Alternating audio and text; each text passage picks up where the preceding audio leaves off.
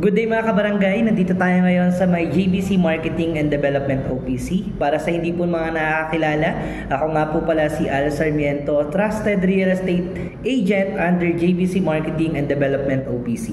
So guys, meron po tayong good news para sa ating mga kabarangay. Ano po ito? Ito po yung tinatawag nating expanded pabahay para sa Pilipino. Ito po yung 4PH na nilaunch ngayon ng ating Pangulo na sinabi niya sa DHSUD na magkakaroon po tayo ng rollback pagdating po doon sa may pag-ibig interest rate. So meaning to say, this should be applied para po doon sa mga socialized housing na darating or magkakaroon man tayo ng socialized housing sa iba't ibang lugar.